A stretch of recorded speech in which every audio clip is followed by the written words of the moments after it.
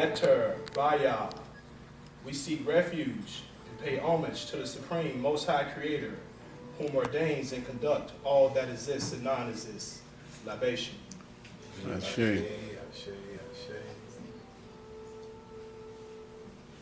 Nomo Per Neteru Baya. We seek refuge and pay homage to the company of our ancestors, whom manifest the principles of divine laws and attributes of light, love, and virtues of the Most High Creator. Libation. Ashe. Nomo Guru Baya. We seek refuge and pay homage to the gurus, saints, Sufis, and mystics from time memorial, for out of their immense love of the Dharma and humanity, who makes great, tremendous sacrifices on our behalf for the sake of self and God realization. Libation. Ashe. Nomo Dharma Baya. We seek refuge in the teachings of the great realizers, Buddhas, spiritual masters, and spiritual adepts from time memorial, and of our present time, and be as retainers of the gift of grace. Libation. Ashe. Nomo Sangat Vaya. We seek refuge and pay homage to all of our spiritual communities across all time and space, which give us the impetus, strength, and the courage and the help needed for the sake of God and self-realization, not just for our sake, but for the sake of all sentient beings. Libation. Ashe.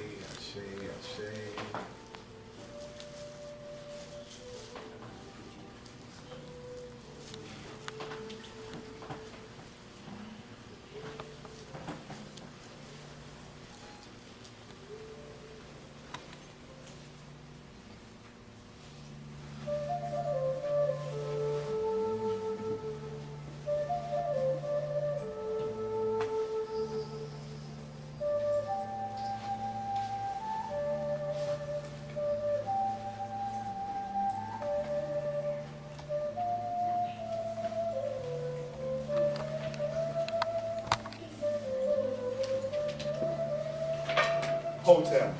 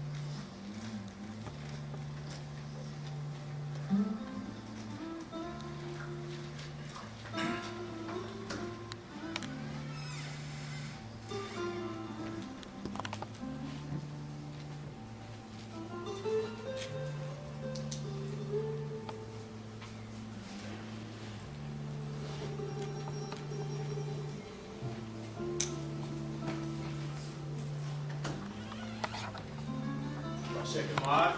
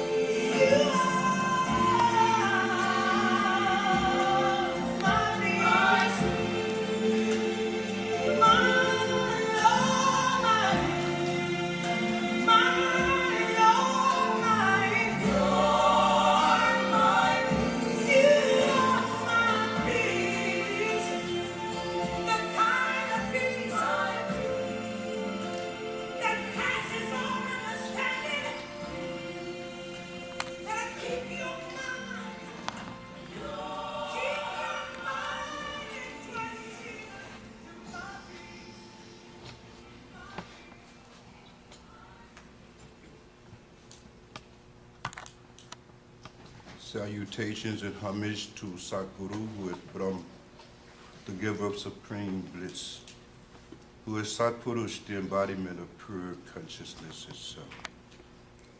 Vaster than the sky, one without a second, infinite, eternal, beyond all time, space, and causation.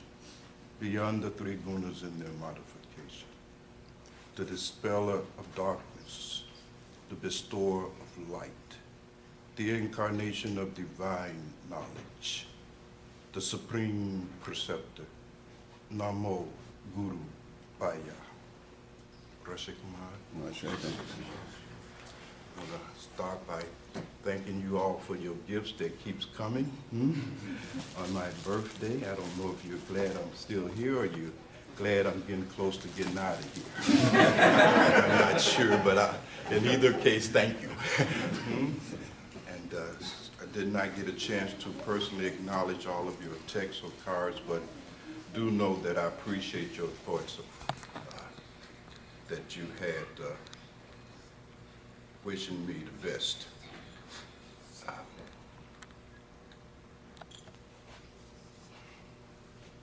And you know, your birthdays are always an occasion for you to be reminded about how you've been doing life and how has it been working for you. As each year passes, it gives us an opportunity to evaluate ourselves and try to find out if we have yet attained what we've been looking for all of our life, you see. And so sometimes it's not always appropriate to say happy birthday. Depends on what your evaluation of your life and living turns out to be. In any event, I'm so happy to see your presence here today, and that's the best gift. So, what would you rascals like to discuss?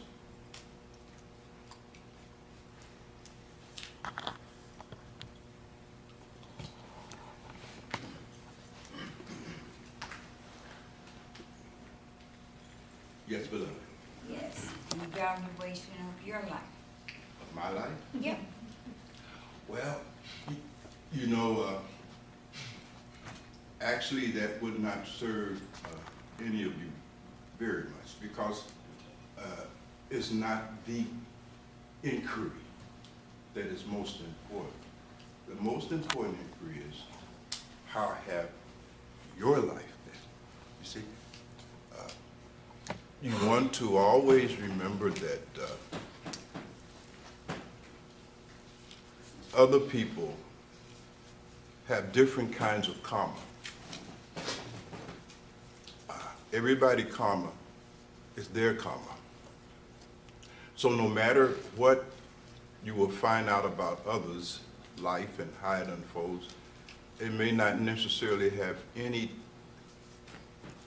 thing to do with how your life is going to unfold and what it is that you must do, because that's all, again, dictated by your karma. You see? So it's the investigation into our own life, you see, that bears fruit. Although I appreciate what you are asking, because in spite of our unique karmic situations and circumstances, there are some general things, you see, that pertains to all of us. You've been born, you're going to live some amount of time. If it's a long time, then you will get old, you'll get sick, and eventually you will die, you see? And that holds true for everyone. But what happens between the birth and death, you see, that's going to be pretty individual. There are no doubt some other similarities, but those are almost always covered in any discussion of the Dhamma, the teachings. It's not much about my life. It's like anybody else's life, other than the intervention of grace.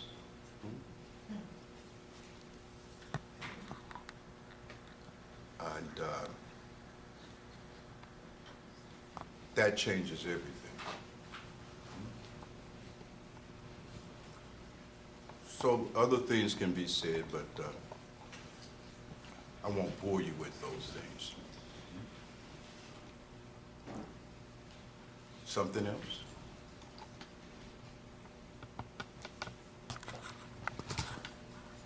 Yes, but How does it feel to be another year older? oh God. That's my savior. He's older than me. Well, you know, it depends upon what your goal is in life.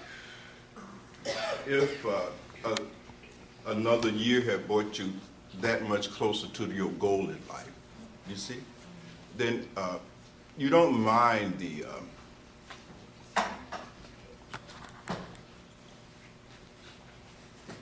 trial and tribulation of aging. Because it's bringing you closer and closer and closer. So when you ask, how do I feel? I feel blessed. I feel blessed.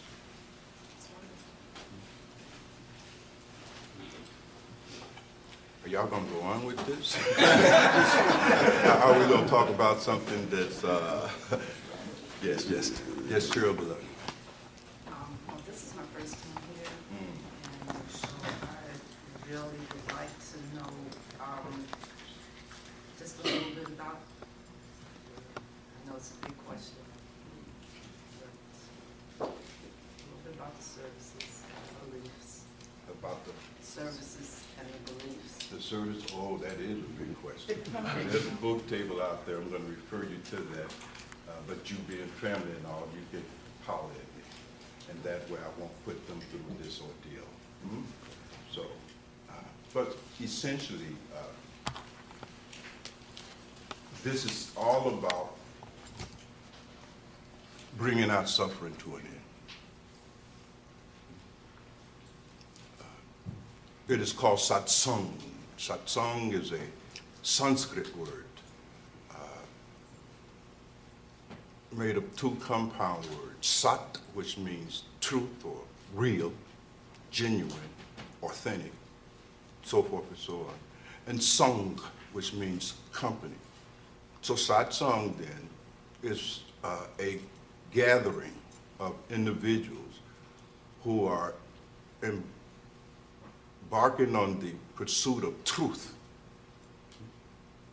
coming together for the sake of knowing and then living the truth.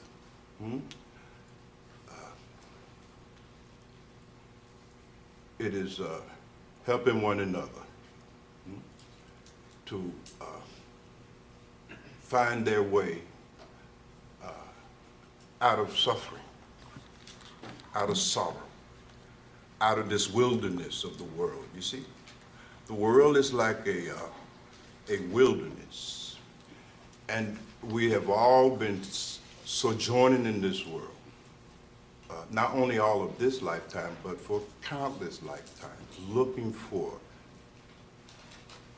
happiness, you see? Not knowing that happiness can't be found here, you see? Discovering that, we begin to search for happiness inside.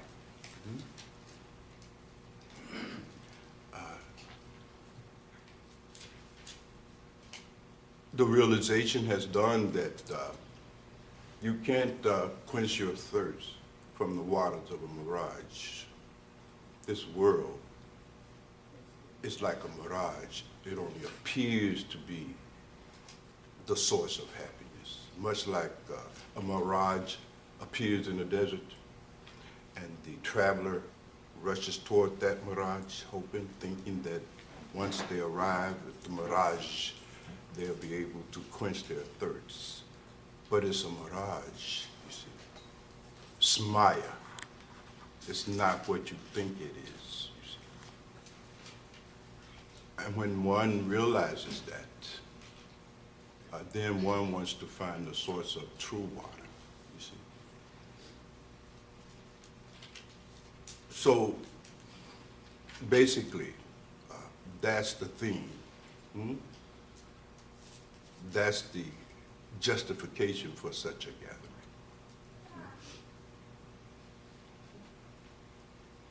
Is to hear those teachings by which this ignorance gets removed from the mind, you see? Because, you see, beloved, it's only out of our ignorance that we continue to pursue that which does not exist in this world, you see. That's ignorance. And you think about it. You stand back from your life and you look at it, and you have to begin to ask yourself, what have you really gotten out of this life, really? The way you have been doing life, what has you really got? Really? Have you got what your heart longs for? You have to consider that. And you've done all kinds of things. You see. You've indulged the senses, you accumulated information, you enter in and out of relationships, but have you really got that which would bring your suffering to an end? See? And not just this lifetime. You see, the saints and gurus say that you have spent millions of lifetimes doing the same thing, you see. And lifetime after lifetime, it always ends the same old way. Suffering, disappointment, regret. And so at some point you have to decide when to stop all of this. You follow me? When are you going to stop expecting the waters of a mirage to quench your thirst? When will this end for you? You see? When will this wheel of birth, death, this Awaga one, become enough for you?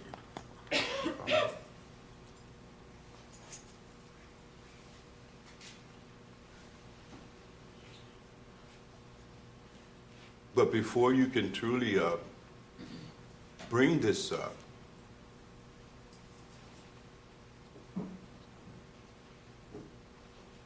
experience of suffering to an end, you have to first see the causes of it. You follow me? So it gets to be very deep.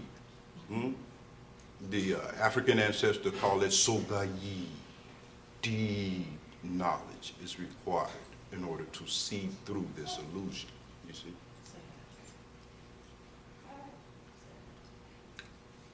The illusion is threefold.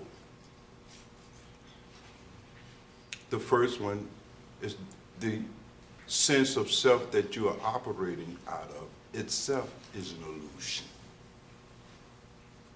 The self you feel you are is not who and what you really are. That's the first illusion, you see? The second illusion that you are trapped in is the illusion that this world is anything more than a dream. This is just a dream. It's made out of the same stuff that dreams are made out of, you see? In fact, you're not even seeing the world as it really is, because all of your experience of the world is dictated by your sense perceptions, seeing, touching, tasting, so forth and so on. Nervous system. And none of that gives you a real experience of that which underlies the world. You don't see the reality underlying the world. You see only that reality fabricated by your mind, your desires, so forth and so on, in your senses. And that's not how it really is, you see?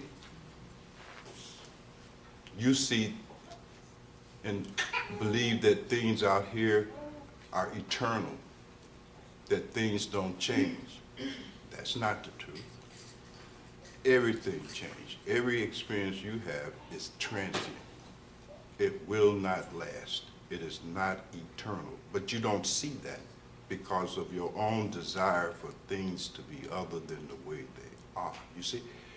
So your second illusion that you are trapped in is the illusion that the world is how you are experiencing it via your nervous system, your senses, your desires. And that's not the way the world is. You see? Nor are any of your experiences of it real. Now we can go on and on and on, but essentially you are bound by these three fundamental illusions. In the end, it simply is a situation where the unreal self is living in an unreal world, having unreal experiences. And when you add all three of those illusions together, it equals profound suffering and dissatisfaction. You see? The purpose of satsang is to hear those teachings, learn those spiritual practices by which this fundamental ignorance, this avidya, this absence of understanding and knowledge gets removed. You see? And with the removal of this ignorance, you see, the illusions disappears. You wake up. It's like waking from a dream, you see, beloved. You go to sleep at night, you have a dream, and in the dream you have so many problems, you see. And in the dream you're trying to come up with solutions to your dream problems, you see. But if one would only wake up, then, you see, there are no problems. All of our problems in life are the result of our fundamental ignorance of these three things. That ignorance must be removed if there's going to be any liberation from suffering.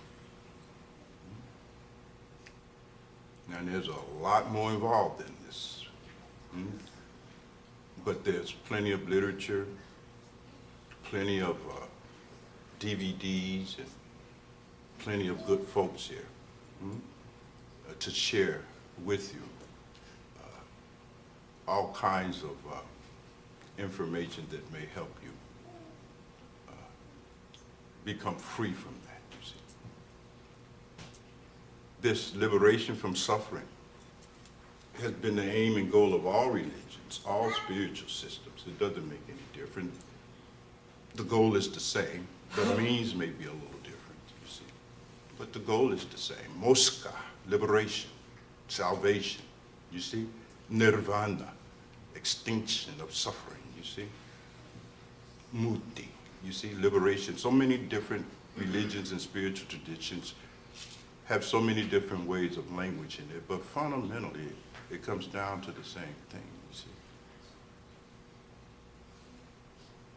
It's to become liberated from this ignorance and the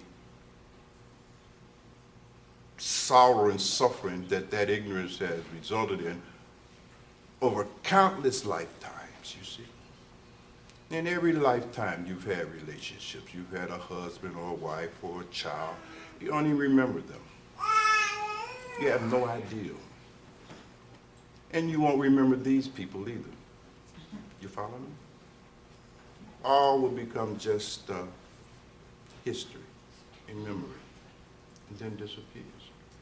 And this is what you've been doing lifetime after lifetime after lifetime after lifetime. And the question becomes, when will this stop? When will you stop living on the basis of these illusions? That is what you must consider.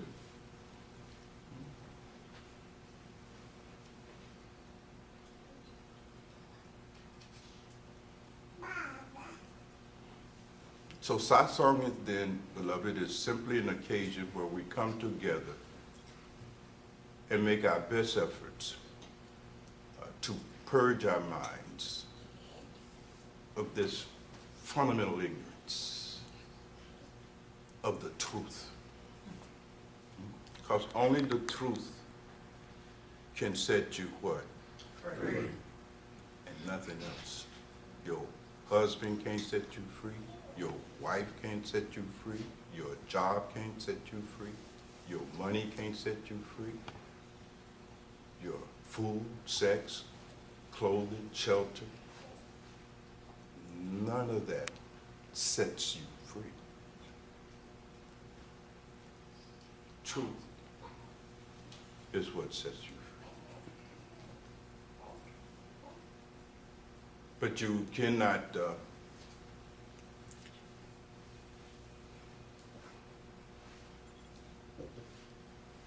live the truth until you have heard it. Satsang is an occasion where we come together and have the opportunity to hear the truth. You see, to hear the truth. Because the world is not telling you the truth. The advertisers on Madison Avenue who's telling you if you buy this kind of car, you'll be happy, that's not the truth. You see? The investment bankers telling you if you buy this such and such a stock and make such and such amount of money, you'll be happy. That's not the truth. You see? We find that the world, and in most of our worldly relationships, nobody is telling you the truth. Lakeisha and I talked about that a little bit yesterday, didn't we, beloved? Yes, we did. You bear witness? Yes, I do. They're not telling you the truth. They lie. They may have good intentions, and that's another matter, but good intentions is not equal to the truth. So how can you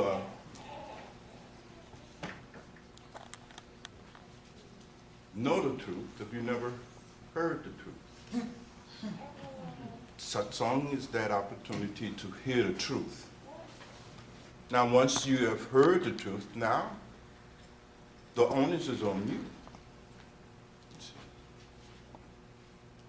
You must hear the arguments of the gurus and the adepts. They are giving you the truth. And you must hear it, and then you must ponder that truth. You must reflect on that truth.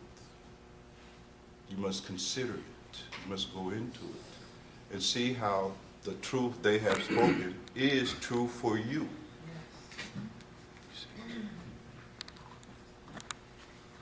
And then upon the radical understanding that this is the truth with a capital T, then you must live it.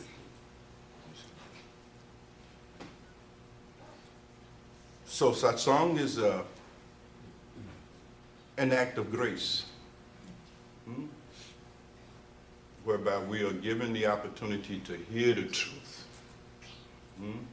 assisted in understanding that truth, supported and given means and strategy by which to live that truth. But ultimately, the buck stops with you. Once you have heard truth, once you have heard the Dhamma, the teachings on the nature of reality, you see. In satsang, chair beloved, the teachings on reality is what is expounded. You follow me? And once you have heard these teachings on the nature of reality as it really is, the rest is up to you. You have been given your chance. You see, everybody's given a chance. You've been given a chance to bring your suffering to an end. And if that does not occur in your life, that's on you. You see. But you've been given a chance. You can't say you had no chance.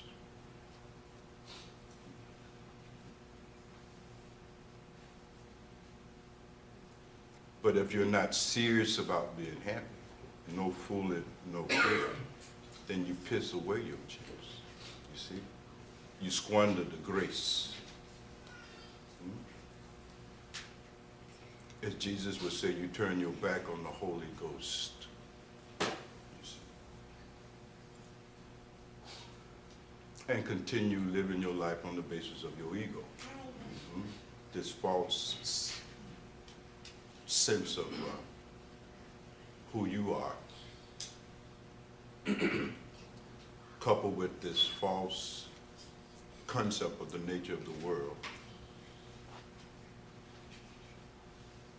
and the false value of the experiences you're having in this world. You think the experiences you're having in this world are such that they're going to bring your suffering to an end. You're not having any experience in this world that is bringing nothing to an end. And you know that. You follow me? I'm not telling you something you don't know. Deep down inside, you know that this experience of the world that you having is not enough. It's just not enough. You know that.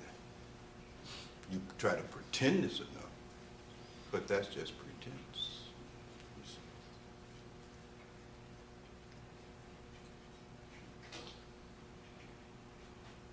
Better stop me now. I still got a chance.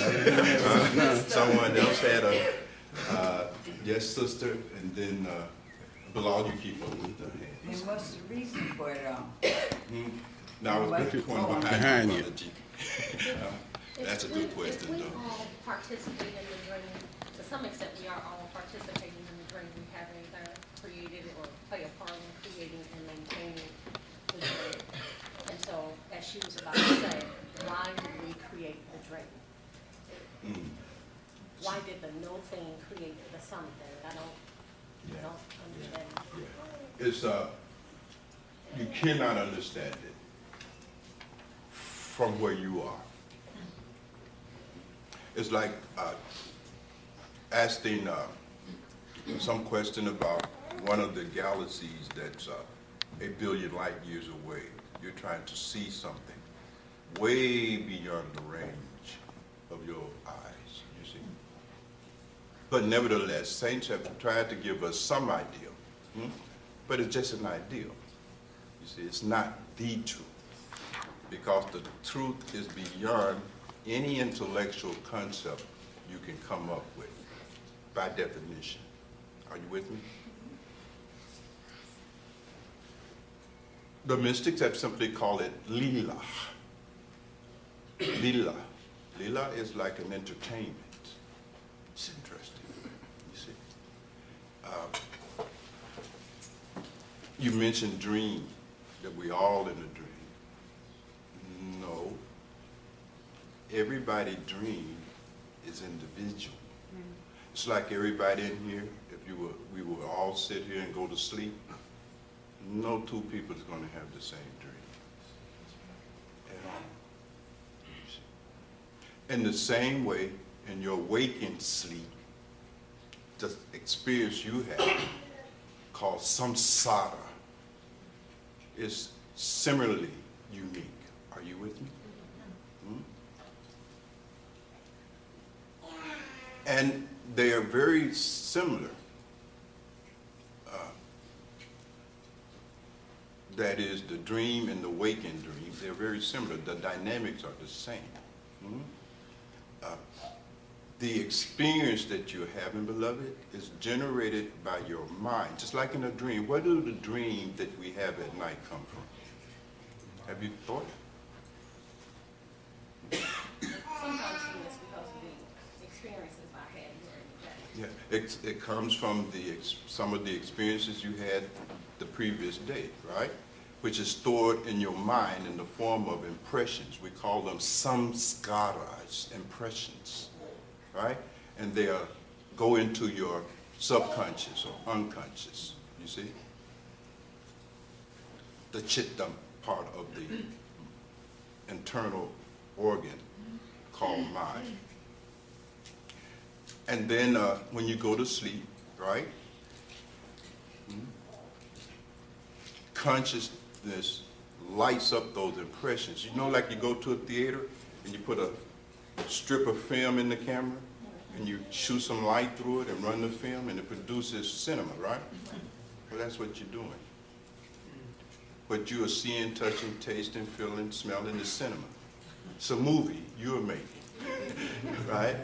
You see? You're creating your experience. That's what the saints and mystics tell us, that you create your life. You create your experience. You create your karma. You create your destiny. You are creating it. You follow me? Through this process. And you create it to enjoy it.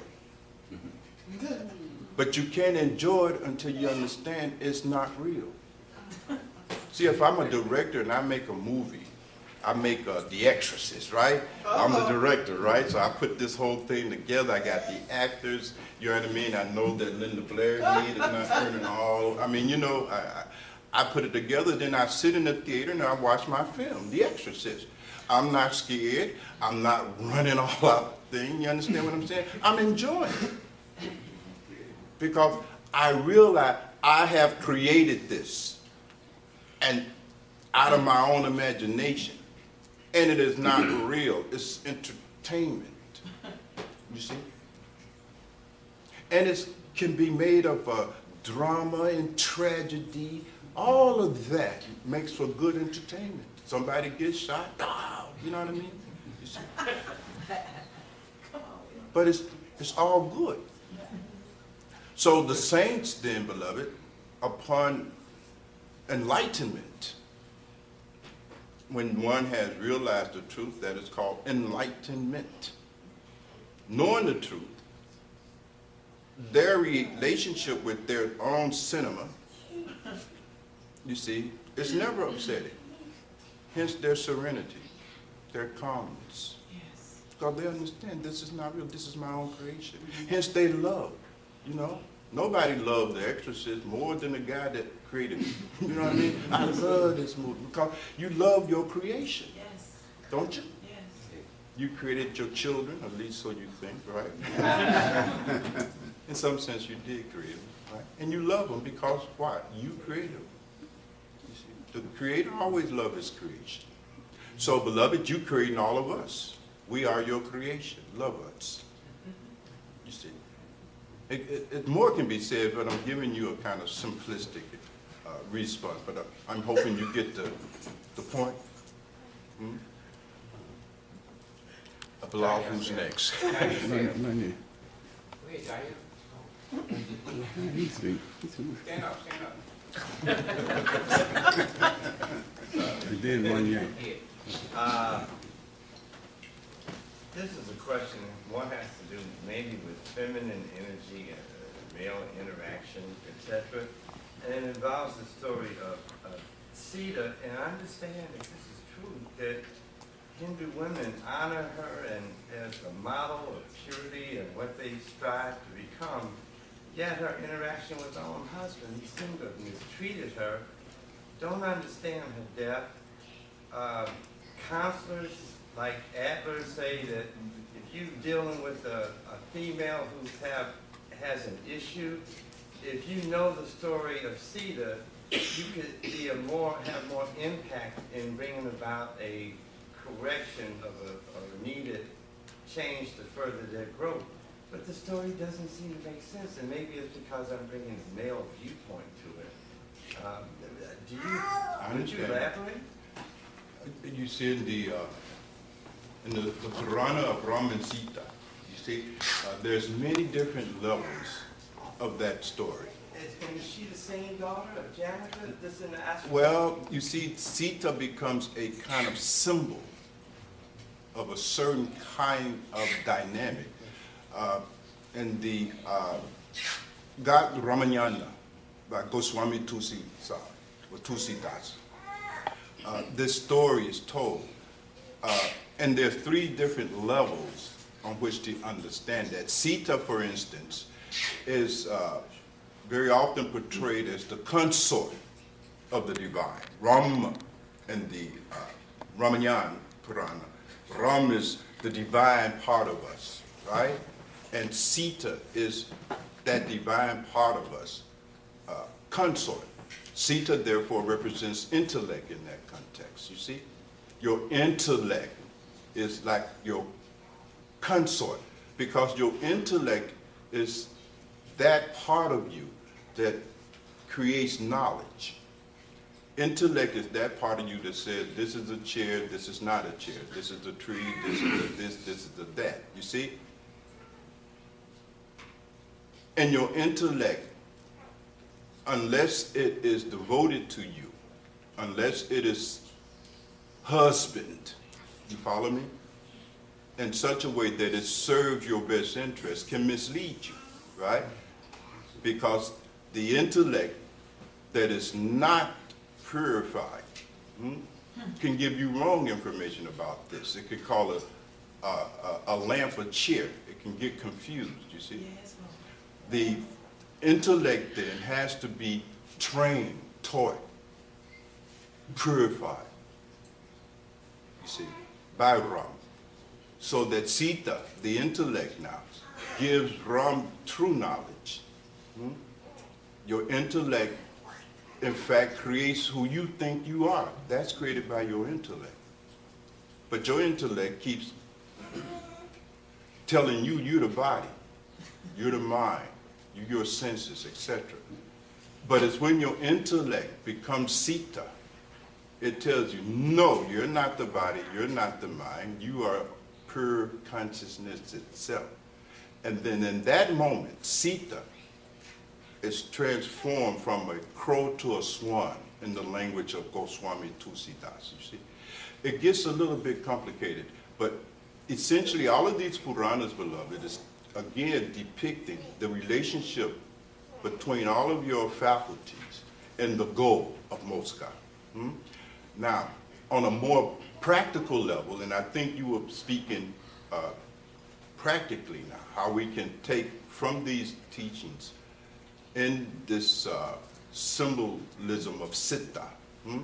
You mentioned in India, Siddha is that kind of standard of being a wife that informs a lot of the Hindu culture. Sita dies on the funeral pyre with her husband. Sita is that kind of woman whose whole life is dedicated to the welfare and the benefit of her husband. You see, she is committed to relating to her husband in such a way that it brings out his dormant and inherent divinity. You see, a woman, they say, makes a man. You follow me? And on that premise, then what the ultimate woman does is to help her man become God. You see? And that's devotion, bhakti. So you see that, you see. Now, as the practice has been done currently in India, it's deteriorated a lot, and it's lost a lot of its spiritual significance. But on a more practical level, you need not go to the Puranas of India. You could turn back and get a very good example of it in the Patahotep Sutra. Now, a group of women here in the house, your wife is one of them, and I'm surprised she has not released you from your dilemma. But in the Patahotep Sutra, there's a sutra in there where Patahotep instructs his son on exactly how to handle his woman, his wife, in such a way, you see, that it disappears conflict. Now, I won't say more about that. I will turn you over to Samadhi, and Samadhi, would you give him the teachings from the Patahotep Sutra on the instructions to a man on how to handle his woman.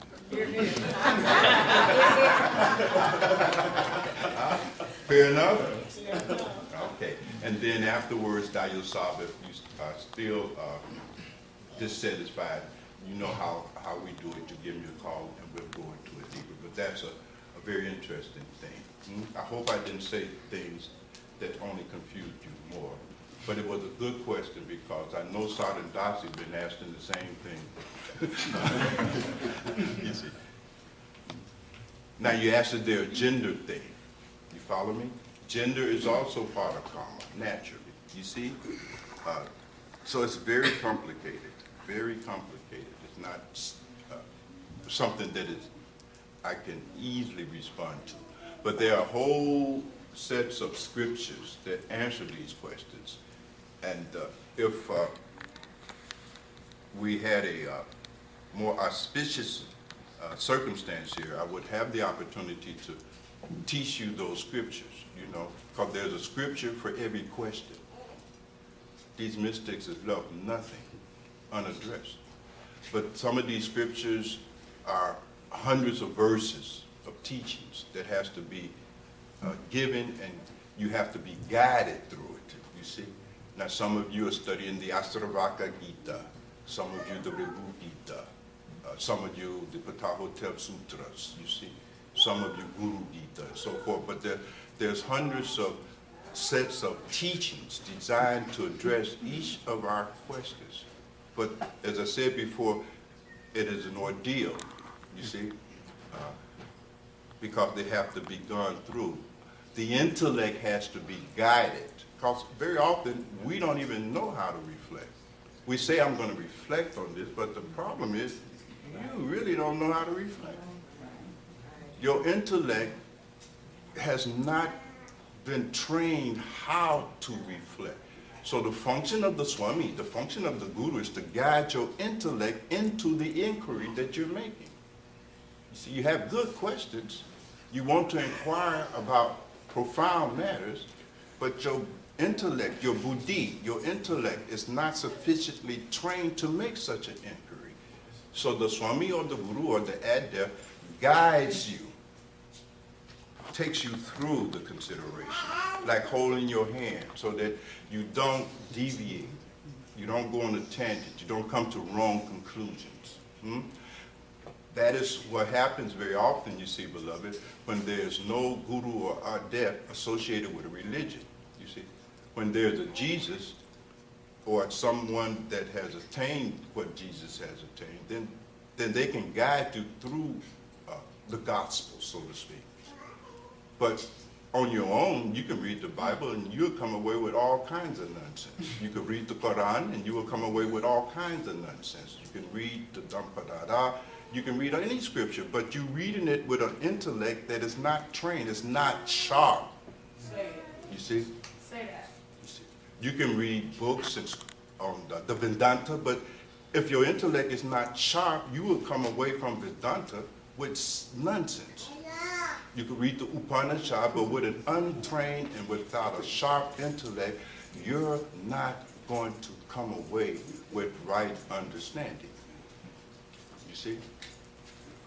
So this is one of the advantages of the company of the Adept, the Guru, the dispel of darkness.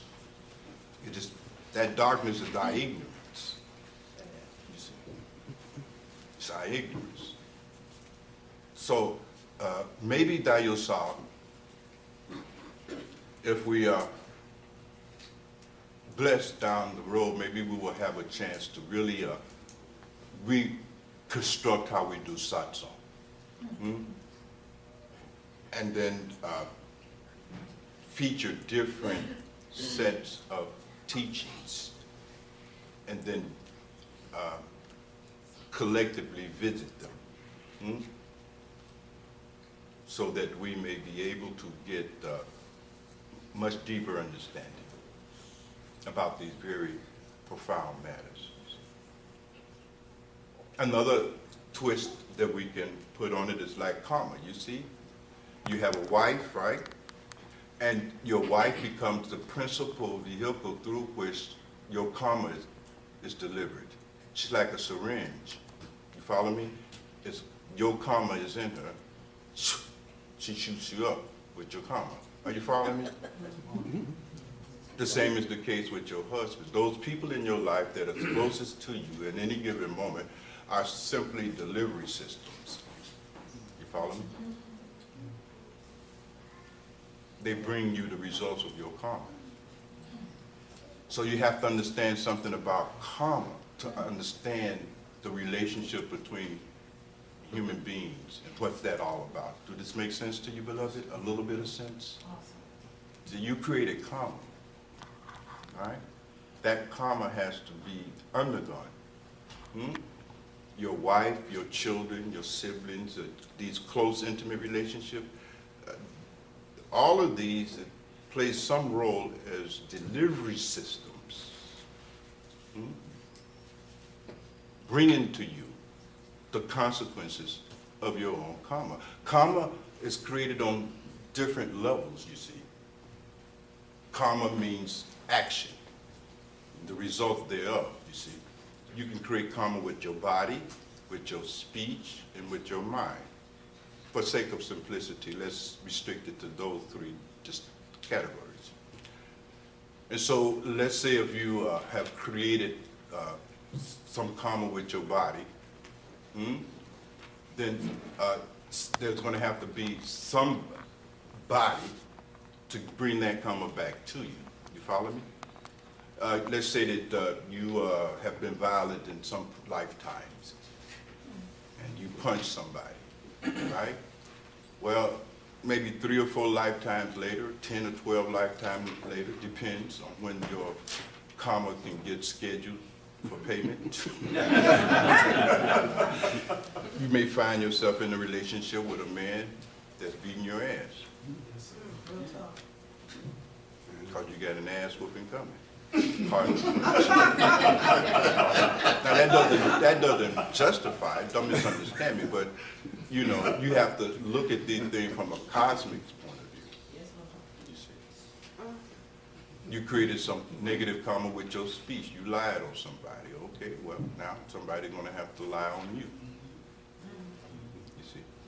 And that may be your wife said to the police, he hit me. You did no such thing, you see, but hey. You get the idea? And you could have created an act just in your head. You just with your mind. You didn't do anything with your speech, anything with your body, but it was in your mind. You acted through your thoughts. You seen somebody, you said so-and-so, they sure is, you know what I mean? You make a negative judgment of a person in your mind. You don't speak it, you don't act on it. You just in your mind. Whoa. Right. Now what happened is that since you judge this person act as being despicable, you know, just gross, then when you find yourself doing the same thing, that same judgment with which you judged others, you judge yourself. Now you just created some pain and suffering for yourself based on your judging of others. A lot of our mental and emotional suffering is just a boomerang effect of how we have judged other people in our lives, coming back to root. Are you feeling? That's why Jesus said, judge ye not others, for as ye judge, so shall ye be judged. You see, it gets profound. Who's next, Minister? I know you. You have to. Stand up so we can see the tape. And this was related to what we were discussing earlier, but once you come to the realization that this is an illusion, or what I always call it, living in the matrix, how do you go about addressing and managing the everyday situations? Oh, it's changed. Your whole gestalt shift. In fact, it makes it easy. You see? See, it's hard doing life when you don't understand that this is an illusion. Say that. That's what makes doing life hard. You follow me? If you understand the nature of this thing, that is Maya, you see, then this becomes easy. You follow me? To do, right? It's like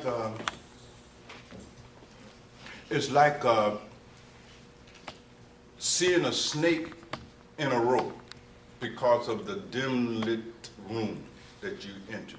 You see, you enter into a dim room and maybe there's a stick laying there, or you enter a dim forest, there's a stick laying there. You perceive it, but you think it's a snake, right? Because it looks like a snake in the dark. And you respond. You follow me? Fear and trembling, and you're running and so forth and so on. You see? But if there should suddenly be a flash of lightning that lights up the forest floor, and you see, oh, this is not a snake, it's a stick. That same stick that was previously a source of fear for you becomes harmless. It's not a snake, it's a stick. Now you can enjoy it. You may take the stick and turn it this way and pretend it's a snake. You know what I mean? You start playing with it. Are you following? Because you know this is not real. You see? Children, you know, they makes jokes and tricks, the trickster. And there was, I remember growing up, there was some, a kind of rubberization of someone's vomit. I don't know if you all remember those. You used to buy them. It looks like when you put water on it, really, really heightens the illusion, right? And you put it down, or you see it for the first time, and it scares you, and you have all those reactions. Then somebody, you know, they laugh, they done played their prank on you, and they said it's just rubber. Then it's fun. You throw it at each other, we play catch, you know. It's a game. It's leader. But the key is that once you recognize this, only then can you enjoy this thing. Only then can you do life, you see, in a way that it doesn't create any suffering. Are you with me? Okay. You see, you can watch the movie on the cinema, you see, and you can enjoy it as long as you understand it's not real. I mean, you can get all into it, you can cry, you can have all the emotions, you can allow yourself to have all the emotions, you see. It says it's a great movie. You follow me? But it's a movie. You follow me? It's like that, a little bit like that. The other thing is this, beloved, is that even once one has attained Moksha, liberation, enlightenment, you still have the karma that goes with this body. That don't go away. That has to be lived out. You follow me? But it doesn't affect you anymore because you're not identified at your innermost level with the body-mind. You see? So whatever is happening to the body-mind is not happening to me. I'm the screen on which the movie is being projected. You follow me? I'm the sky in which the clouds are floating and lightning and thunder is occurring. But the storm does not scratch the sky. The pictures on the screen does not leave a single mark on the screen. You see? When there is the realization that I am just this pure consciousness, witnessing consciousness, witnessing all of this, you see? Untouched, you follow me? Then life becomes easy. Easy like Sunday morning. Very easy. The stress is gone. You follow me? All of the stress that we are experiencing in life is due to this avidya, this ignorance, this lack of knowing your true self. You're having trouble in life because you feel you are the doer. It's very interesting, you see. As long as you are under the illusion that you are the doer, then you're going to always be judging what you do. Right? And so you're the doer, you did something that resulted in a negative outcome for yourself, then you're going to be angry and you're going to have depression and all that stuff, you see? Because you are misidentified with the body-mind complex as who and what you really are, you see? The ego is the doer. Are you with me? But you're not the ego. But does the battle with the ego ever end? Does it, yes, the ending of that battle is when you become self-realized. Until there's self-realization, the battle goes on because you are misidentified. The ego is the doer. You see, the buddhi creates the knowledge. The manas do the sense perception. The chitta stores memory. That activity has nothing to do with you. You are simply the witness of all of that. You see, you're sitting there, we're having this conversation, your senses are picking up all of the people in the room and so forth and so on. But there's something in you that is just passively conscious of all of this, aware of all of this. Are you with me? It's not talking to me. You follow what I'm saying? But it is aware, you see. When you talk to me, it's not talking to me. It's aware of your ego talking to me. Are you with me? It is just this awareness. Tatwamatsi. Thou art that. You see? Just this pure awareness self. You see? Witnessing. You see? That neither comes or goes, says Rumi. You don't imagine you awake. It's not an imagination. Wakefulness, consciousness, that's not an emotion. Consciousness is not an emotion. It's that which is aware of your emotions. Consciousness is not a thinking process. It is that which is aware of thinking going on. You follow me? When you become identified in your innermost being as being that, then really doesn't matter what happens when you know you're the screen. You see? The sky really don't care whether it's thunder, whether the clouds are dark, the nights in billow. It doesn't matter to the sky. But the sky is not affected by the clouds. Clouds come and go. Sky does not come and go. See? Ultimately, you see, beloved, your sadhana is the practice of being the sky. And not the clouds or the rain or the thunder and so forth and so on. Wow. That's sadhana. Does that help a little bit? Yes. Who will be next? Thank you, mister.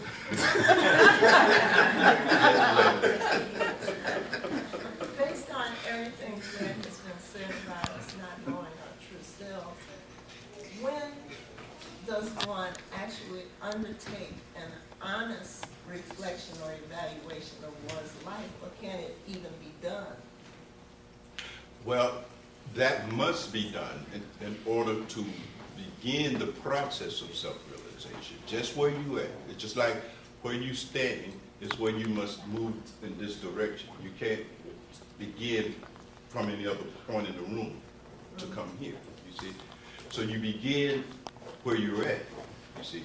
And you have to use your intellect, you see, to start really reflecting, considering, and so forth and so on the nature of the reality that you find yourself in.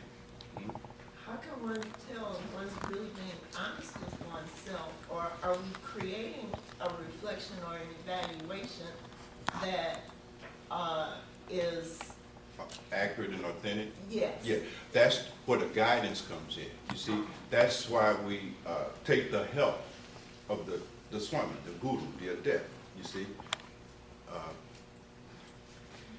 to be guided, to be corrected, to be steered in the right direction and so forth and so on. Because in the beginning, we are still very vulnerable to self-deception. We deceive ourselves, you know. That's one of the symptoms and consequence of the untrained intellect. It usually results in self-delusion, you see. And so the function of the guru, the function of the adept is to protect us from our own self-delusion, our tendency to become self-deluded, you see. Now that tendency to become self-deluded is stronger in some than others. Are you following me? Depending upon the quality of intellect that they are operating with, you see. If they have, for instance, there's different qualities of intellect. This is very interesting.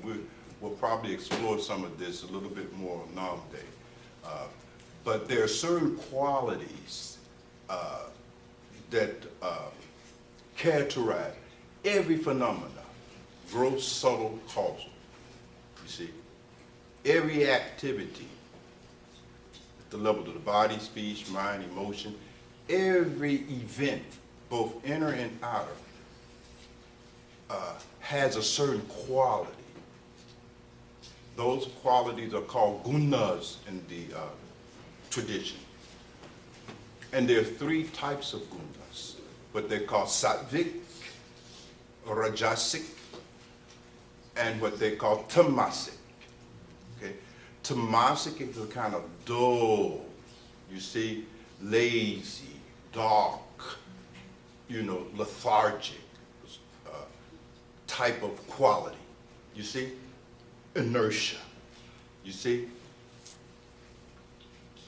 Rajasic is a kind of restless, vishepa, restless, you know, back and forth, all over the place, unstable, volatile, you see?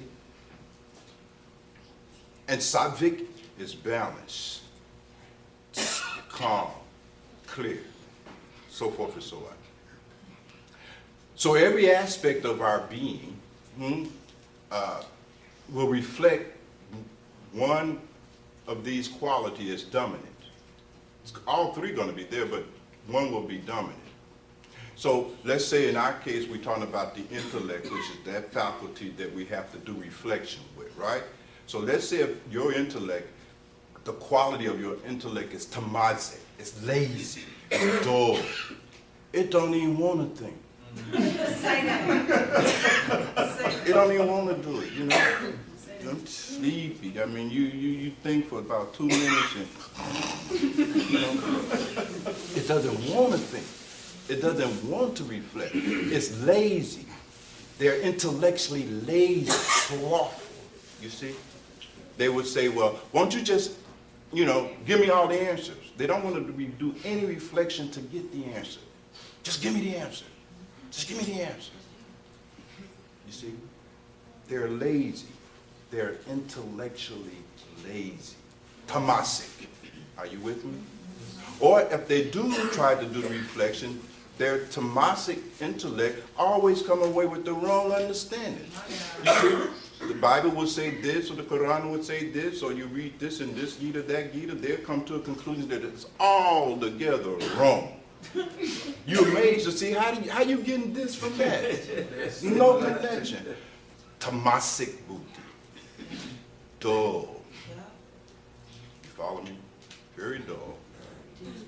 Any cure? Always a cure. Everybody, see, one of the things the mystics always remind us, everybody can change. Nobody is condemned. Everybody can change.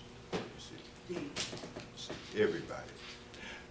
The Rajasic Buddhi, you see my point? Now, it will go at the reflection, but it's all over the place. It's got 12 books open, it's got 2 computers running, and, you know, and this and that is read pages. It's scattered reflection. Are you with me? It's all over the place. You see my point? It's not focused. You see, it's Rajasic, restless. You see, all over the place. That kind of buddhi, you see, can't go very deep because it can never be still long enough to go deep. You see, Rajasic. You know, it's impatient. They want to know right now. You see my point? Well, some things takes time. You follow me? Yeah. The mystics, the Gyan yogis, the Jhana yogis, they were willing to spend time. Sometimes you'll find them sitting under a tree. They can sit under that tree for 7, 8 hours, reflecting, just waiting. waiting. You see. But the Rajasic type of intellect, it wants instant enlightenment. You see, it's very restless, it's impatient, you follow me? It gets easily frustrated when it can't get its intellectual way and break through. You see them in school. How many teachers in here? You know, you see the kid, they can't solve a problem, they take the paper up and throw it on the floor. You know, they go into a tank because they can't get it. You know what I mean? You see. Rajasic, without patience. And then there's a Sattvic buddhi. You see? That's the quality of buddhi that understanding Dhamma requires. You see? It has the tolerance, the patience, the energy of a Rajasic person, but it's trained. You see? Concentrate. You see? Stick with it. They become capable of doing sanyama, focusing the inquiry into a thing without interruption. You see? Staying with it. So it depends on what quality of buddhi you are working with. Are you with me? If your buddhi is still tamasic, the cure, you ask Satsita, satsang. Satsang, you see? Satsang is it, you know? And more satsang. It hammers, you know what I mean? The tamasic buddhi has to be hammered over and over and over, you see? Until that Dhamma, that understanding is hammered into the mind. You follow me? Yes. You see? Hence the tendency for the teachers to be repetitious. See, repetition in teachings is purpose for hammering the thing in. And we all know from firsthand experience, suddenly we get a profound insight. But it came after hearing something we done heard 1,000 times. I've heard it 1,000 times, but I heard it this 1,001 time and boom, I got it. Right, because your buddhi is tamasic. It has to hear it 1,000 times before you can get it. And because of the grace of the Guru, they keep saying it over and over and over and over on our behalf until our tamasic buddhis can get it. That's their grace. That's their gift. You follow? Yes, Lord. Right? So satsang, practice, hearing the teachings over and over again, becomes the antidote for purifying the intellect. And when this intellect has been purified, made sattvic, then vavika arises in you. It's called that vavika. Now the intellect has become pure to the point where it can discern the distinction between what is true and what is not true, what is real and what is not real, and so forth. You see, when the intellect becomes pure to the point of a vikara, you can't have a better friend. That's Sita. That's your woman who will go all the way with you, standing by your side. Got you. The Sita. Buddhi has become Sitta. You see? And it's with you. You follow what I'm saying? You couldn't have a better inner ally to the Vika level of Buddhi. Yes? Miss, I better follow order here. Brother in the raise your hand. Yes. Happy to tell them your name. Leo. Yes. So, just to follow the thread that's going on this morning and a kind of related question, kind of two related topics as well. One is, leading a balanced life. If we admit that and we see that it is an illusion, we still have to live it. And there's a balancing act of doing that.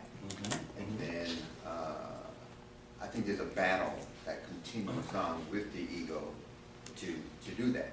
Yes. So, Yes. Very good question, Miyosaki. Very good point. Balance is the test, you see.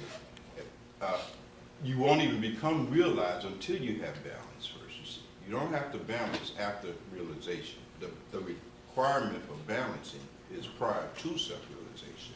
And you're right, it is a struggle at that point. That's the struggle of the path. That's the struggle of the ordeal, you see. That's what makes sadhana difficult for most of us, because it's requiring us to get things in balance. The question is, how do we do that? Well, again, these mystics and sages, they're geniuses, and they have given us yoga.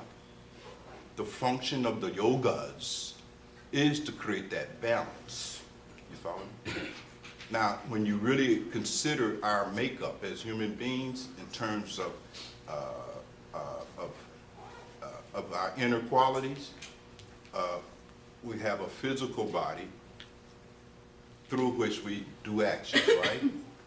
We have emotions, right? A subtle body. Our emotions, our feelings, and so forth.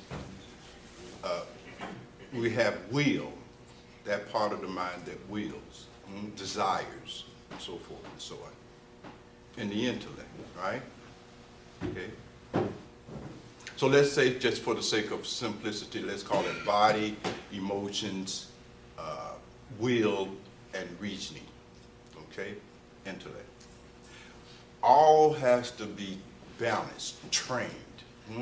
So at the level of the body, the mystics said you must do Kama Yoga. Kama Yoga is using your body as a medium for the throughput of God's grace. You use your body to do goodness, to do seva, basically. Seva. Seva is a very important concept that those on the spiritual path are introduced to by the Guru and instructed on how to do seva. You see, seva is done at 3 different levels with your body, speech, and so forth and so on. But the ideal is that your actions, the motive behind all of your bodily actions are to do good, to do seva. You see, when you are practicing yoga at the level of Kama Yoga, then you are daily doing some seva with your body. You see? For the welfare and the benefit of others. You're doing goodness, you see, for goodness sake. You see, most of us, before we do anything, we have an expected outcome. That doesn't change. You still have your expected outcome. I'm doing this because I'm trying to produce this outcome. That's still there, but it's made secondary. Your primary goal in your actions is first to do goodness. And then if you get the outcome you expected, that's fine. But if you don't even get the outcome you expected from your action, the fact that you did goodness is good enough. Are you with me?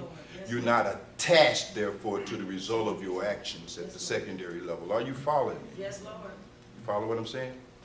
When you're not doing Karma Yoga, you are strictly attached to the outcome of your actions at the level of your ego.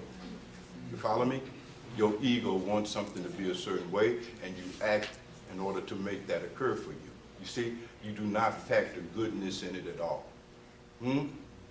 Karma Yoga factor the goodness in it and make it the priority. So even if I don't get what I want, I've done that which is most important. Yeah. You don't think like that. Say that. You see, you feel that if you act and you don't get what you want, you have failed. Yeah. Because there was no goodness, there was no savor in you. Are you feeling me?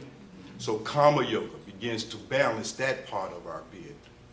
Are you following me, Leo-san? Good question. Then you have these emotions, right?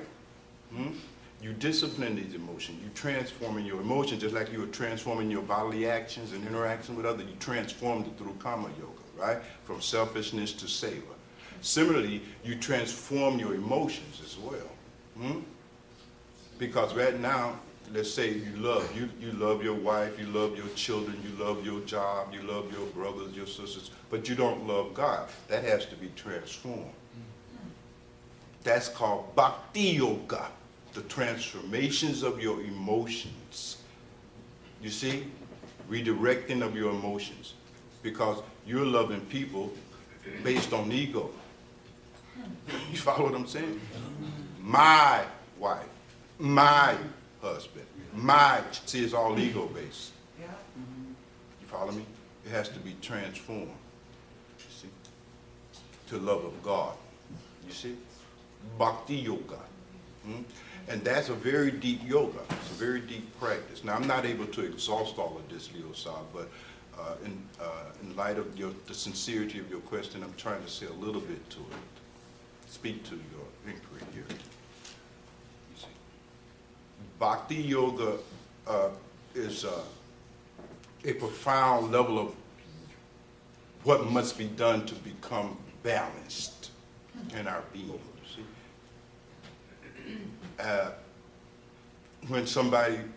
when you feel somebody's love for you, you see, we tend to attribute the source of that love to the personality through which it is coming. But when you feel being loved by somebody, that's God's love coming through that person to you. It is like God is leaving little things, a little trail for you, leading to itself, right? Follow me? And Bhakti Yoga, there's the realization that all of the love that I feel others giving me, that's coming from God. And you turn in that moment to God, because that's who's sending this love to you. You follow me? Bhakti begins to arise in you. You follow me? You can still thank them. You can still appreciate them, but in your innermost being, you understand who sent that love to you. You follow what I'm saying? You follow me? And there is a response to that. Are you with me?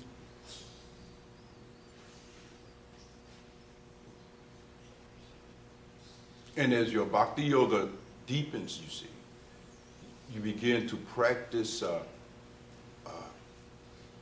awareness of the presence of God in everyone and everything, in every situation and every circumstance. You see, you start getting hooked on God, you see. It begins first in the aesthetic realm, beauty. See, wherever you see something beautiful, you're seeing a reflection of the divine. Are you with me? The beautiful man you see, the beautiful woman you see, that's a reflection. You know, there's a source of that beauty, you see? And you start becoming sensitive to the presence of God and his or her beauty, you see. In Bhakti Yoga, it means that your attention becomes fixated in that. You're constantly aware of and hooked on the experience of that which is beautiful all the time. You see beauty now where you used to see ugliness. You start seeing goodness in a person. You follow what I'm saying? But before you saw nothing good about this person. You see, you start seeing deeper, you start seeing God. It gets very beautiful. Poetry has been written about it. The great poets, mystics, Rumi, Hafiz, you see, Sajoba, you see. Their poetry speaks of that. Speaks of it. And then there's that faculty of volition, will, you see? Attention. That too now has to be transformed. For that you have classical yogas, the Raja Yoga, Surshab Yoga, Kriya Yoga. You see, so forth and so all of the yogas that involve meditation. That's when you now start training the will. You see, Patanjali's system, you see, or Astanga Yoga, you see. All of them involve meditation, training of attention, you know, to get balanced. And so you sit, you start training the body, you start developing will, you see. So the Guru said, okay, you got to do X amount of time sitting in your meditation, in your posture. Be still. Don't be moving all around. And so you try to be still and your legs are killing you. It requires an act of will, because you got to have some will here. You see, you weak-willed it. Your will is too weak. Sometimes that's our problem. You see my point? Yes, Lord. The spirit is willing, but the flesh is weak. Right? So you got to get some will here. See, and you can't get will from reading a book. There's no food you're going to eat to get will. You follow what I'm saying? Will can only be developed against, must set up a resistance to the natural undisciplined impulses throughout the body-mind system, right? So it says, sit there, be still, right? And then be quiet. Shut your mouth and shut the mouth of your mind and repeat this mantra. That takes will, because your mind wants to think about what it likes thinking about or what it thinks is important. And it takes great will to set your worldly concerns to the side. See, when you set your worldly concerns to the side at the time of meditation, it's like shutting down your ego. Yes, Lord. See, if you don't shut down your ego when you sit, your mind gonna run all over the place, because you have not shut it down. It's still worried about whether you're gonna get a raise. You know what I mean? The Simran or Manas Japa is a discipline to create will, attention. You will notice in life, anything that you do without attention, you will not do it well Say that. at all. You see.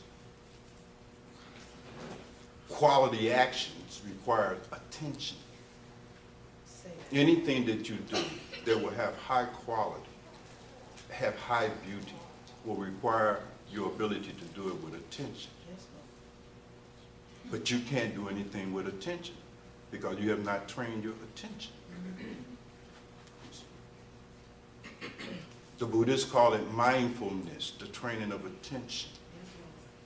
You see. And for that you have to engage in some form of Raja Yoga. Raja Yoga is a term, Raja means king.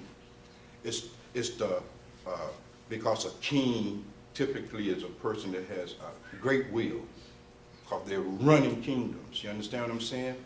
He's a king. You follow what I'm saying? He's a great man, a great woman. You follow what I'm saying? So Raja Yoga, you see. And there's many different kinds of forms of Raja Yoga, you see. I simply advocate Surya Yoga. It's that form of Raja Yoga that is very effective for transforming a scattered mind in terms of attention to sharp will. You have will now. Now, that covers 3, right, Leo-san? You can count? Because there's 4 things to be balanced and transformed. The 4th one is the intellect. We talked a little bit about that, reason, the intellect. That has to be transformed, and I've already talked about that. Transformed from a state of tamasic or ignorance to viveka. Intellect has to be transformed. For that, there is Jnana Yoga, or they call it Jnana Yoga. You see, that's the part of the mind, the buddhi, that has to be transformed from dullness and ignorance and stupidity to sharpness and radical understanding. And you do that through a process that is 3-fold. First one is called Shravana, hearing the teachings. Manana, reflecting on the teachings. You see? Nididiyasana. Now practicing it slowly. You see? 3 stages. It will involve very often the study of some scriptures. Swadhyaya. Study becomes necessary. You see? You have to study. So in your daily life, you see, you begin to see a kind of routine developing. You're doing karma yoga through that day. You're doing some bhakti yoga that day. You're doing your meditation, and you're doing some studying. And this process, over time, restores balance. What the African mystics call ma'at, balance. You see? Now, that balance creates samma, serenity in the body-mind. You see? And your sadhana can only be as effective as the degree of samma that you have attained. If you don't have the requisite calmness and serenity of body, mind, emotions, and so forth, then it's difficult for you to do sadhana. Are you with me? It would be difficult for you to become self-realized, you see. Now that's a short version of a very evolved process, but you get a sense of it. So your intuition about the necessity for balance is correct, is right on the spot. You must be balanced. And these are the practices you must engage in to achieve that balance. You're not going to become balanced talking about, I need to be balanced. Saying I need to be balanced does not result in becoming balanced. You follow me? And there's no way to get around this. So you can't get around this here. You can't get around it. The difficulty that you will have in implementing this holistic sadhana that includes Kama Yoga, Bhakti Yoga, Raja Yoga, and Jnana Yoga, this integral yoga, if you will, Purna Yoga, perfect yoga. All of that is going to require you to deal with the 3 gunas in yourself. You see? You got to look at that, you see? If you are spiritually lazy, you want to become enlightened, but you're too lazy to do that which will lead to it. You're just lazy. You're spiritually lazy. You're tamasic. That laziness is very often masked and disguised in the form of vanity. Interesting. Vanity is usually a cover of a person that's just lazy. So they try to project an attainment that they don't even have. You follow me? They'll dismiss it. You know what I mean? Well, I don't need to do no meditation. That stuff don't. You know what I mean? I don't need to do that. I can read a book. No. Doesn't work like that.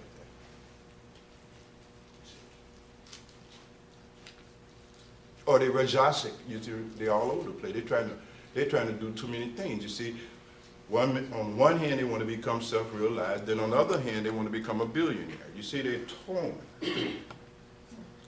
They're holding on to 2 contradictory goals in life.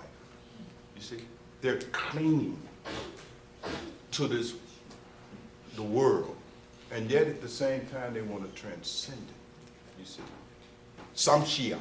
You see, double-minded, split. You see, that's a rajasic person.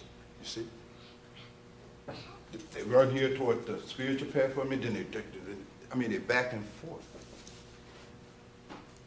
Rajasic, no discipline, so forth. And then there's the sattvic, steady course. They make everything serve the goal of Mosca. You see,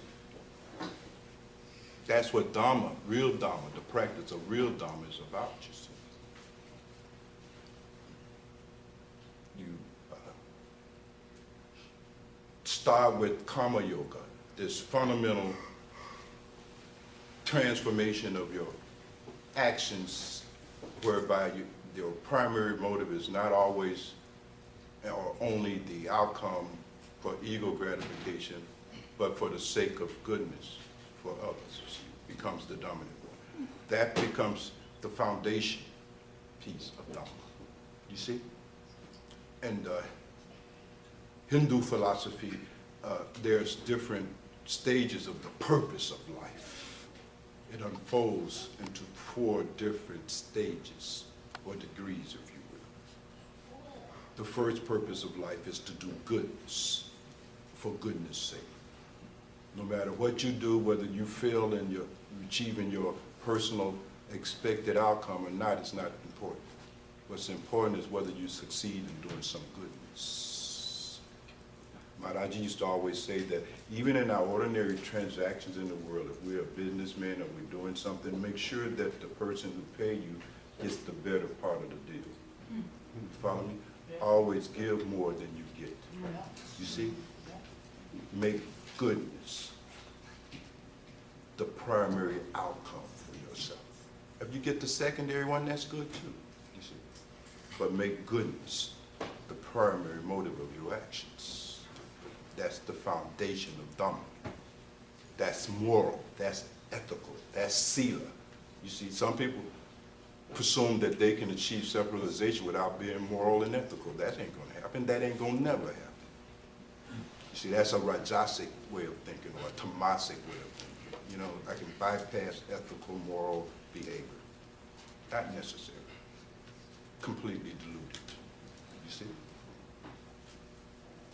Once you have established Dhamma, just some efficiency and competence in doing Kama Yoga, then you go to the next level of the purpose of life, which again in Hindu philosophy they call atra. Atra means the accumulation of wealth. See, the mystics is not about against getting wealthy, not at all. If you got Dhamma, now you add some wealth, because the more wealth you have, the more what can you do? Good. Right. So your pursuit of wealth then does not damage you. If you're pursuing wealth without Dhamma, the pursuit of the money is going to mess you up, because it will only fuel your ego. Follow what I'm saying? Yes. That's all. But the accumulation of wealth grounded in Dhamma, you follow me? It's useful.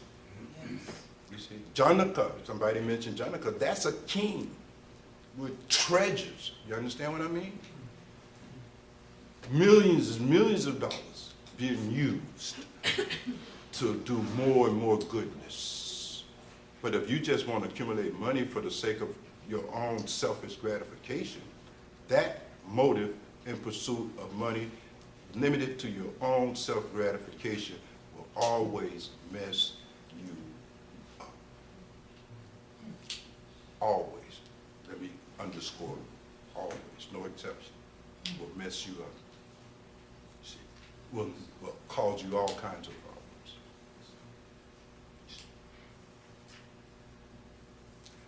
So after atra, then it goes a little deeper. What they call kama, not karma, kama, K-A-M-A, kama, you see. Now, that's the accumulation of power and influence in society, you know what I mean? The mystics are not against that. They're not against the accumulation of power, influence, and status and all of that. As long as you use your power and status to do what? Good. Right. So there's nothing wrong with being a king and having all that power, because with that kind of power, you can declare goodness. Like Ashoka, emperor of ancient India. The whole continent became Buddhist, declared the practice of nonviolence. You know what I mean? No more slaughterhouses. Shut them all down. You follow what I'm saying? His practice of goodness becomes expanded by the reach of his power, his status now, his influence. You follow what I'm saying? And then after that, and what justifies all the prior purposes is the purpose of moksha, liberation. You see? Liberation.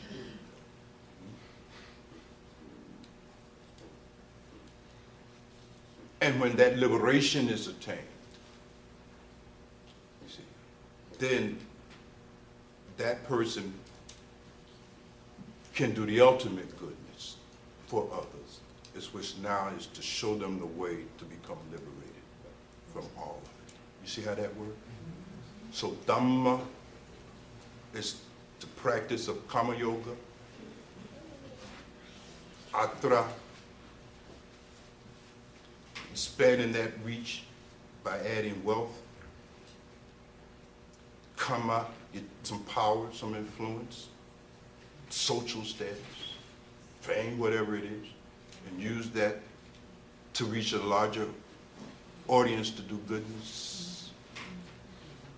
Then attain Moksha, and then show others how to do the same.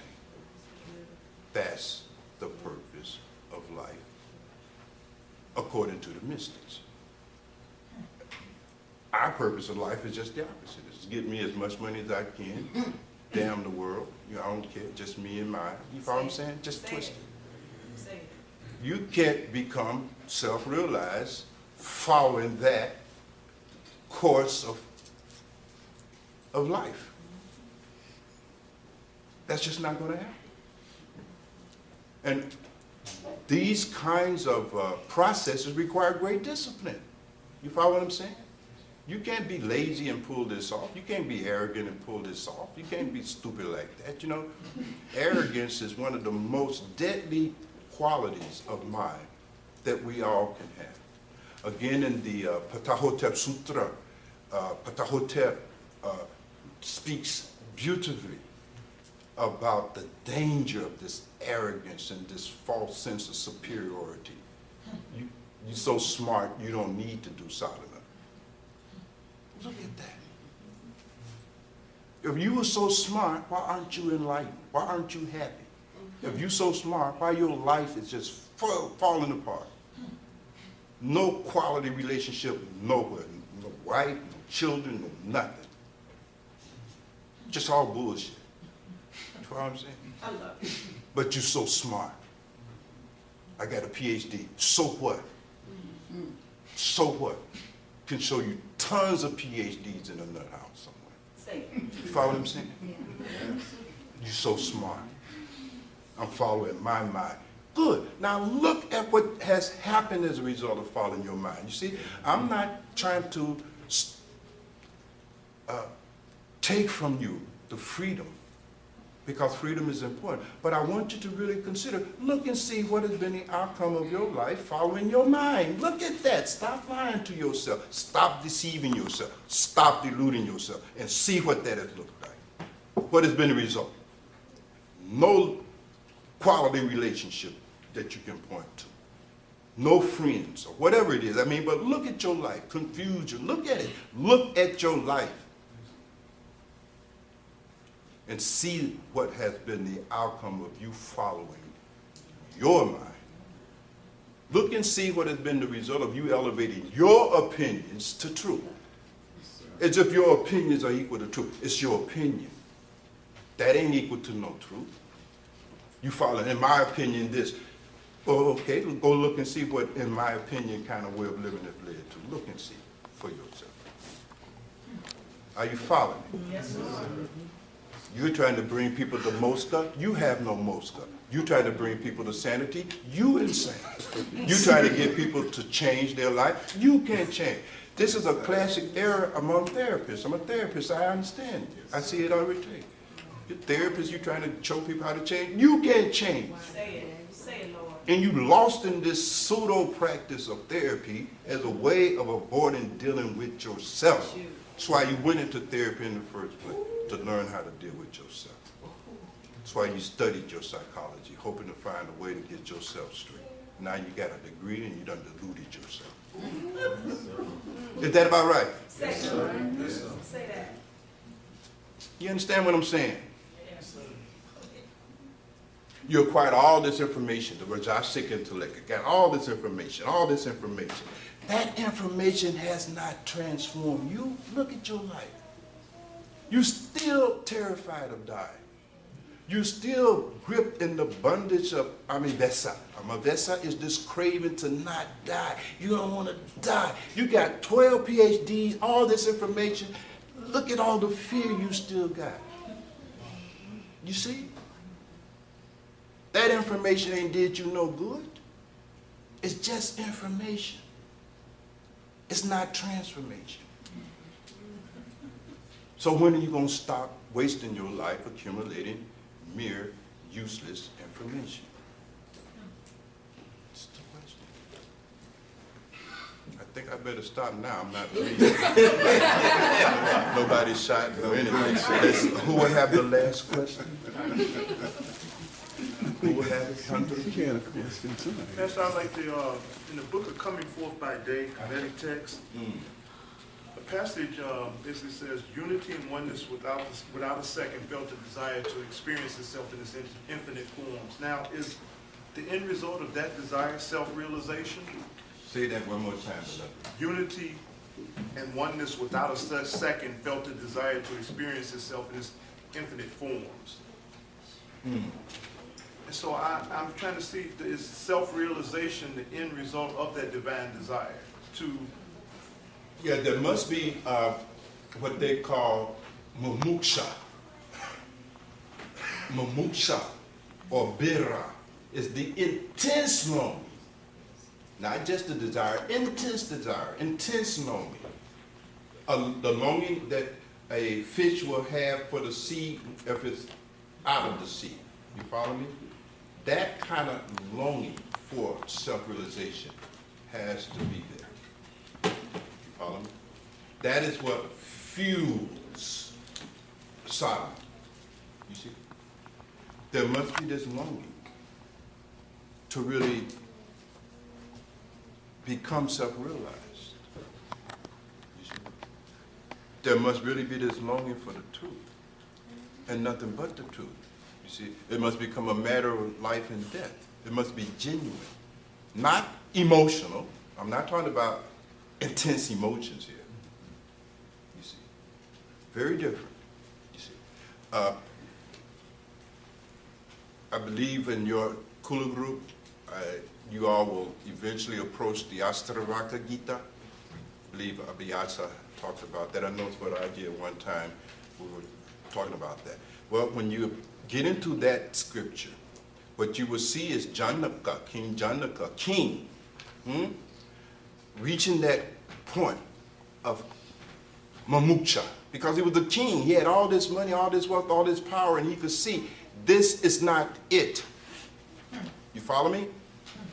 He had saw through the illusion that so many of us are still trapped in. You see? And seeing the futility of that, seeing the emptiness of being a king with all this power, the desire for the real happiness arose in him. See?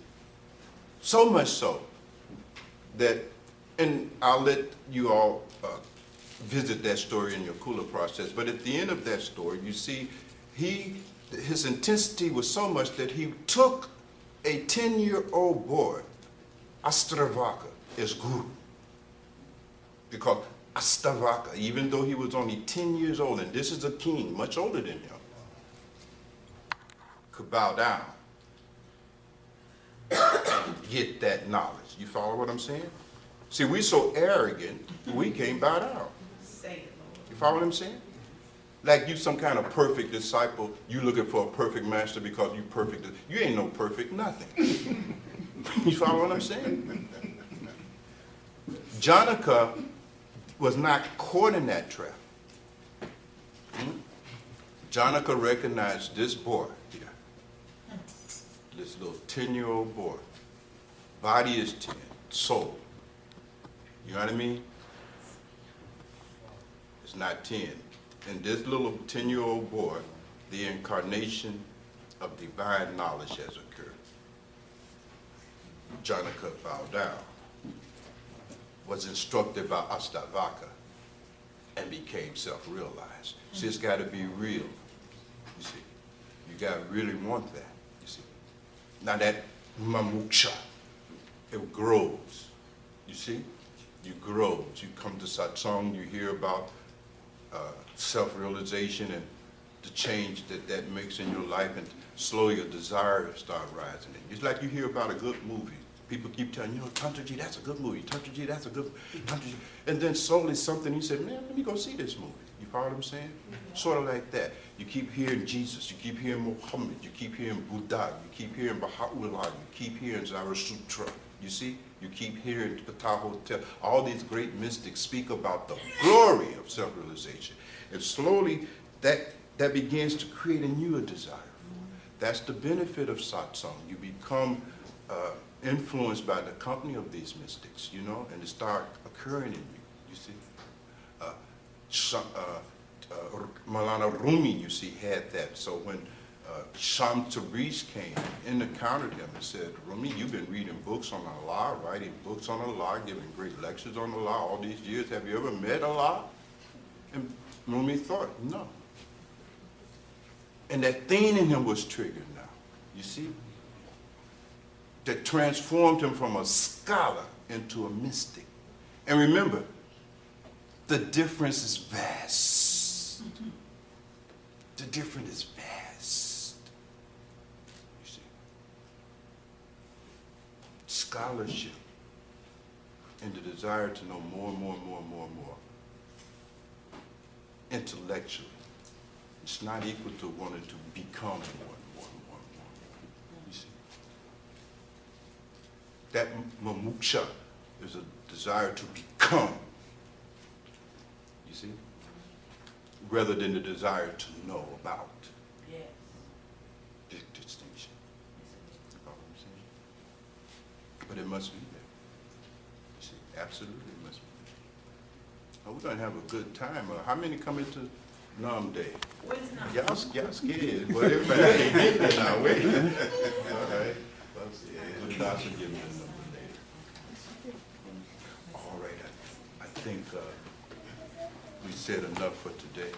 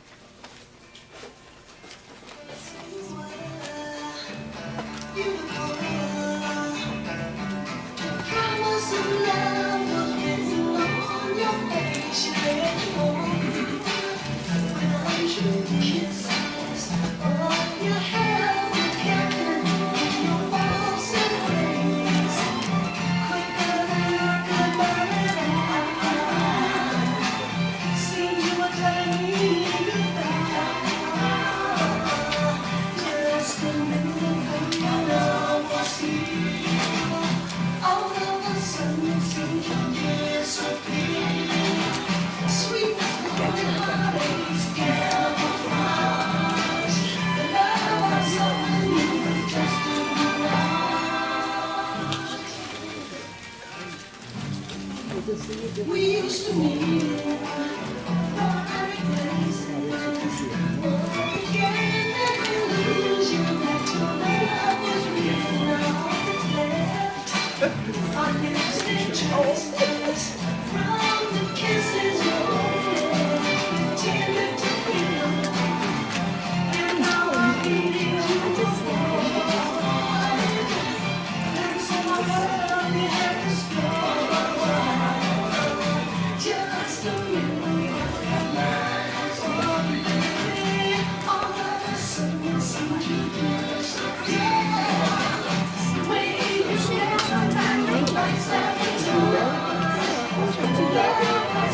get the work. What's going on?